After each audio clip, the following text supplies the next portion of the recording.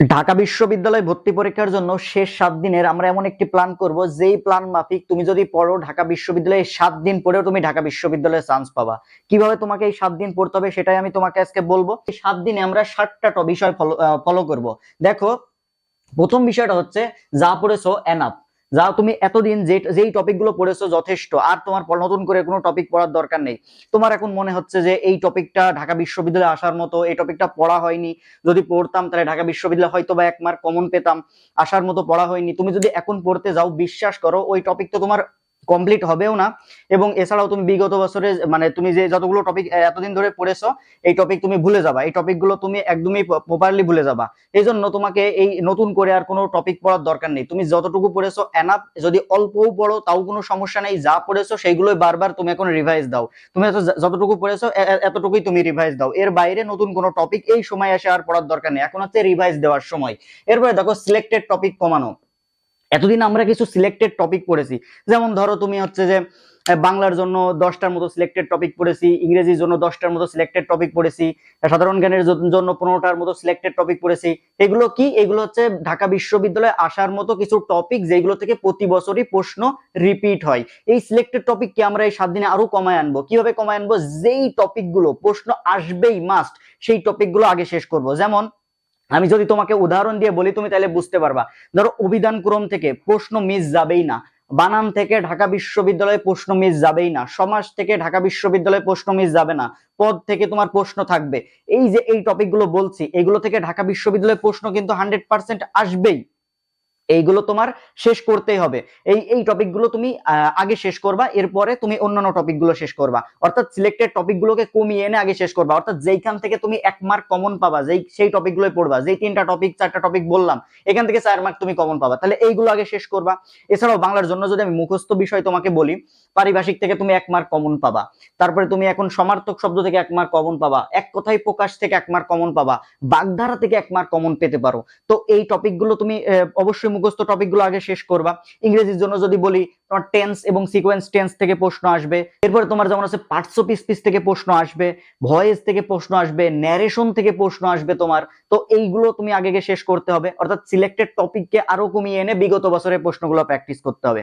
তাইলে তুমি যদি সিলেক্টেড টপিক গুলো কমাও, তাহলে তোমার কি হবে? যেইখান থেকে তোমার প্রশ্ন আসার মতো, সেইখান থেকেই তুমি প্রশ্ন কমন পেয়ে যাবা ভাই। সিলেক্টেড টপিককে তোমাকে কমাইতে হবে, কমিয়ে সেইগুলো বিগত বছরের প্রশ্ন ফলো প্র্যাকটিস করতে হবে। একই টপিক বারবার না পড়া। সেই আমি যদি বাংলা তোমার বোর্ড বইয়ের কথা বলি, তুমি ইন্টারমিডিয়েট ফার্স্ট মানে ইয়ার থেকে সেই বাংলা অভিলাষী, তারপরে তোমার হচ্ছে সোনার তরী, বিদ্রোহী, মাসি পিসি, তারপরে আমি কিংবদন্তির কথা বলছি, 18 বছর বয়স, প্রতিদান, এগুলো পড়তেই আসো।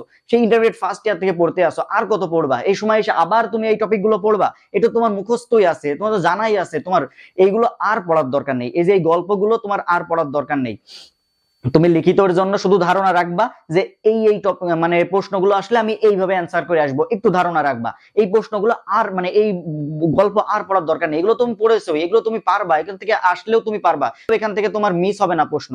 কিন্তু তুমি যদি একই টপিক বারবার পড়ে টাইম ওয়েস্ট করো, তাইলে কিন্তু তুমি অন্য অন্য বিষয়গুলো রিভাইজ দিতে পারবে না। তোমার জন্য জিকে রয়েছে, অন্যান্য টপিকগুলো তোমার রিভাইজ দেওয়ার জন্য তোমাকে অবশ্যই একই টপিক বারবার তোমার পড়া যাবে না। অর্থাৎ এখন তুমি যেই বিষয়টা তুমি ফলো করবা, বাংলা বোর্ড বইয়ের কথা যদি বলি আমি, তুমি আছে সহপাঠটাতে ফলো করবা। যেমন ধরো সিরাজউদ্দৌলা গল্পে প্রত্যেকটা ক্যারেক্টারের মানে প্রত্যেকটা লাইন দাগায় দাগায় পড়তে হবে, প্রত্যেকটা ক্যারেক্টারের উক্তি দাগায় দাগায় পড়তে হবে। যেমন তোমার হচ্ছে যে মীর মদন কি বলেছে, মোহনলাল কি বলেছে, সিনপ্রে কি বলেছে, তারপর রায় দুর্লভ কি বলেছে, তোমার হচ্ছে ক্লাইভ কি বলেছে, সিরাজউদ্দৌলা কি বলেছে, মীর জাফর কি বলেছে। তো এই যে মানে প্রত্যেকটা যে উক্তি, এই উক্তিগুলো তোমাকে অবশ্যই মুখস্থ রাখতে হবে। খুব ডিপ প্রশ্ন আসে ভাই সহপাঠ থেকে। আমার সময় সহপাঠ এমন ভাবে আমি মুখস্থ করেছিলাম, কিন্তু এমন একটা ডিপ প্রশ্ন দিয়েছে আমি তাও পারিনি। আমি মানে একদম টোটাল লাইন বাই লাইন মুখস্থ করেছিলাম, প্রত্যেকটা উক্তি আমি মুখস্থ করেছিলাম, তাও আমি পারিনি। তার এই জন্য তোমাকে খুব ডিপ ভাবে তোমার সহপাঠটা গুণ পড়া উচিত। প্রশ্ন ব্যাংক খুবই গুরুত্বপূর্ণ ভাই। প্রশ্ন ব্যাংক অন্তত 2বার তোমার সলভ করে যেতে হবে। প্রশ্ন ব্যাংক অন্তত 2বার সলভ করতে হবে, 2বার তোমার প্রশ্ন ব্যাংক শেষ করতে হবে। একটা প্রিভিউ যদি তোমার থাকে, প্রিভিউটা শেষ করতে পারো, এবং ঢাকা বিশ্ববিদ্যালয়ের প্রশ্ন ব্যাংক একবার শেষ করতে পারো। প্রশ্ন ব্যাংকের ভিতরে প্রচুর বিগত বছরের প্রশ্ন দেওয়া থাকে, এইখান থেকে যদি তুমি প্র্যাকটিস করো বা সলভ করো, প্রশ্ন ব্যাংকটা যদি ভালো একদম শেষ করে যেতে পারো, তোমার কনফিডেন্স লেভেলই থাকবে অন্যরকম, এবং এখান থেকে তুমি প্রচুর পরিমাণে বিগত বছরের প্রশ্ন কমন পাবে। জিকের জন্য প্র্যাকটিস বুক পড়া অথবা ফাইনাল সাজেশন পড়া। দেখো জিকের জন্য তোমার এই সময় এসে আর তোমার এই এত মোটা জিকে বই আর পড়ার সময় তোমার নেই, তুমি অবশ্যই ফাইনাল সাজেশন কিনেছো এটা আমি শিওর। বা তুমি যদি প্র্যাকটিস বুক থাকে কোনো তোমার, যদি তুমি যে কোচিং সেন্টারে ভর্তি হয়েছো সেই কোচিং সেন্টার থেকে তোমার হয়তো বা প্র্যাকটিস বুক দিতে পারে, সেই প্র্যাকটিস বুকটা ভালো করে পড়তে পারো। ফাইনাল সাজেশনকে তুমি কি করতে পারো, এই ফাইনাল সাজেশন তোমার মনে হচ্ছে চিকন একটা বই 120-30 পেজের মতো, 120-130 পেজের মতো, কিন্তু এর মধ্যে প্রচুর তথ্য দেওয়া আছে যেগুলো 7 দিনে কমপ্লিট করা সম্ভব না আগে থেকে যদি পড়া না থাকে। এখন তুমি কি করবা, এই ফাইনাল সাজেশনের মধ্যে অনেক বিষয় আছে যেগুলো আছে জব রিলেটেড, বিসিএস এ আসার মতো, যেগুলো অ্যাডমিশনে আসবে না সেগুলো স্কিপ করে তুমি যেগুলো অ্যাডমিশনে আসার মতো সেইগুলো তুমি পড়তে পারো। এরপরে একটা রুলস এর জন্য 2-3টা প্রশ্ন সলভ করা, একটা রুলস এর জন্য অনেক প্রশ্ন সলভ করার আর দরকার নেই। তোমার একটা, যেমন তোমার ধরো যে আমি যদি সাবজেক্ট ভার এগ্রিমেন্টের কথা বলি, তোমার হচ্ছে each of, either of, neither of, one of দিয়ে অনেক অনেক তোমার হচ্ছে যে প্রশ্ন বিগত বছরের দেওয়া আছে, তুমি একটা দুইটা প্রশ্ন সলভ করবা যে each of, either of, neither of. এরপরে তোমার হচ্ছে নাউন প্রোনাউন, নাউনটা হচ্ছে প্লুরাল হলেও বা তোমার হচ্ছে ভার্বটা কি হয়, সিঙ্গুলার হয়, তুমি জানো রুলসটা, তাহলে এক দুইটার প্রশ্ন তুমি সলভ করলে। এজন্য তোমার মানে একটা রুলস এর জন্য মাত্র 2-3টা প্রশ্ন তুমি সলভ করবা। তুমি যখন রাইট ফর্ম অফ ভার্ব তুমি সলভ করতে যাবা, দেখবা যে লুক ফরওয়ার্ডও দিয়ে অনেক প্রশ্ন দেওয়া বিগত বছরে, তুমি এক দুইটা সলভ করবা। তুমি যদি সব সলভ করতে, তুমি জানো তুমি পারো, লুক ফরওয়ার্ড তোর পরে ভার্বের আইএনজি বসে, তুমি যদি সব প্রশ্ন সলভ করতে যাও তুমি অন্যান্য বিষয়গুলো তো টাইম পাবা না। তুমি একটা সহজ বিষয়ের জন্য অনেক অনেক মানে বিষয়, মানে অনেক অনেক প্রশ্ন সলভ করবে না। তো মানে একটা সহজ বিষয়ের জন্য, একটা রুলস এর জন্য 2-3টা প্রশ্ন সলভ করলেই এনাফ। এরপরে তুমি যদি দেখো যে it is a time, it is a high time, তারপরে আছে অ্যাজ ইফ, অ্যাজ দোর রুলস গুলো আছে, এগুলো তোমার সহজ, এগুলো তুমি জানো। তারপরে তুমি যখন পার্টস অফ স্পিচ যে অ্যাডজেক্টিভ ভার্ব, এগুলো তুমি সলভ করতে যাবা, দেখবে যে ট্রানজিটিভ ভার্ব, ইনট্রানজিটিভ ভার্ব নিয়ে অনেক প্রশ্ন দেওয়া আছে। তোমার হচ্ছে অ্যাডজেক্টিভ নিয়ে তোমার হচ্ছে যে অনেক প্রশ্ন দেওয়া আছে। তুমি জানো যে অ্যাডজেক্টিভ কি, অ্যাডজেক্টিভের কাজ কি, নাউনকে মডিফাই করা।